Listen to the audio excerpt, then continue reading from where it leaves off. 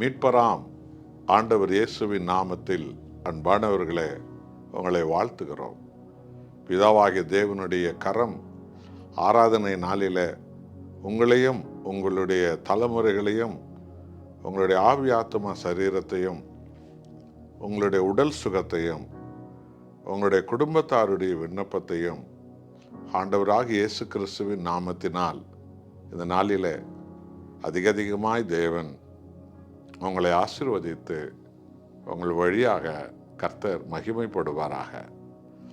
65ஆம் சங்கீதத்தில் 4வது வசனத்தை பாருங்கள்.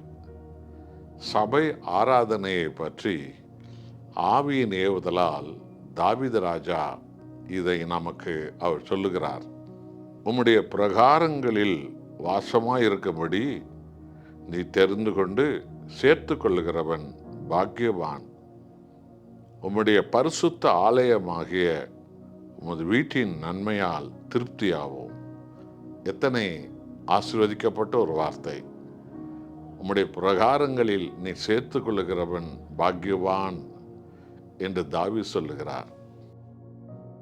ஆமென். அன்பானவர்களே, அரண்மனையில் இருப்பதை காட்டிலும் ஆடம்பரமான ஒரு மாளிகையில் இருப்பதை காட்டிலும் மனிதர்கள் இன்றைக்கு மிகவும் பிரசித்தி பெற்ற இடங்கள் என்று உலகில் எத்தனையோ கோட்டைகளை, எத்தனையோ கட்டிடங்களை பெருமையாய் பேசுகிற இடங்களை காட்டிலும் ஆண்டவராகிய இயேசு கிறிஸ்துவை ஆவியோடு உண்மையோடு ஆராதிக்கிற சபை ஐக்கிய பிரசன்னம் இருக்கிறதே, அதில் தேவன் சேர்த்து கொள்ளுகிற ஒவ்வொரு மகனும் மகளும் குடும்பங்களும் ஊழியக்காரர்களும் பாக்கியவான்கள் என்று தாவீது சொல்லுகிறார்.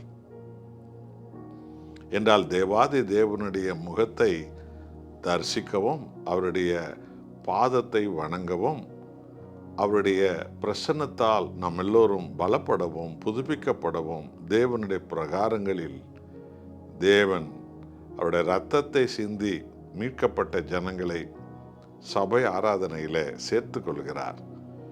இன்றைக்கு சபை ஆராதனைகளுக்கு வரக்கூடிய பல கோடி மக்களுக்கு நான் பாக்கியவான், நான் பாக்கியவதி என்ற எண்ணங்கள் இல்லாமல் இருக்கிறது. காரணம், இந்த வேத வசனங்களை அவர்களில் பல கோடி பேர் இன்னும் அறியவே இல்லை. நாம் இதை இன்றைக்கு அறிய வேண்டும். தேவனுடைய சமூகம் நம்மை பாக்கியவான்களாக மாற்றுகிறது.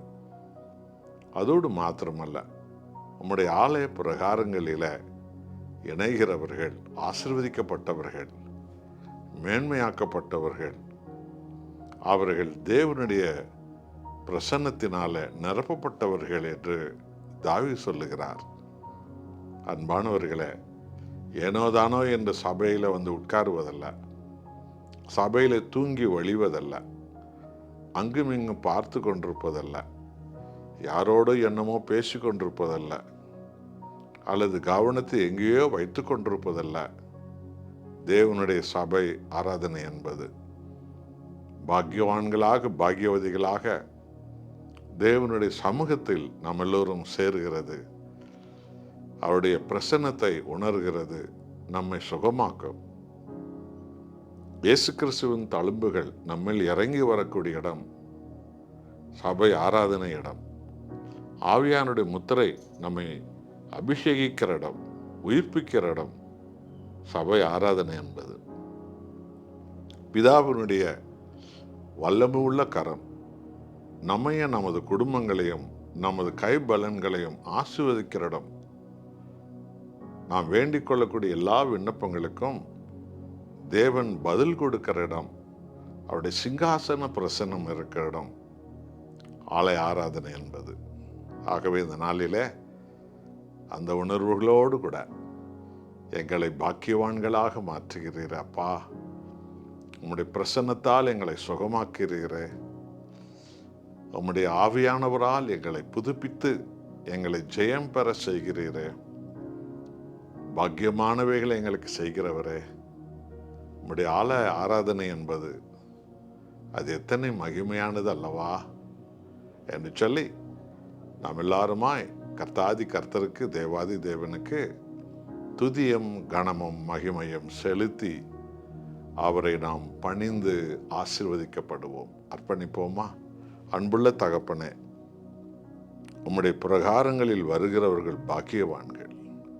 உலகில் எவ்வளோ பிரசித்தி பெற்ற இடங்கள் என்று, பெரிய பெரிய அரச மாளிகை, ஜனாதிபதி மாளிகை என்று இருந்தாலும், ராஜாதி ராஜாவே, எங்கள் ஆண்டவராக இயேசுவே, உம்முடைய சபை ஆராதனைகள் வருகிறவர்கள் பாக்கியவான்கள். உம்முடைய ஆலய ஆராதனையில் பங்கெடுக்கிறவர்கள் ஆசீர்வதிக்கப்பட்டவர்கள். இது எத்தனை மகிமை!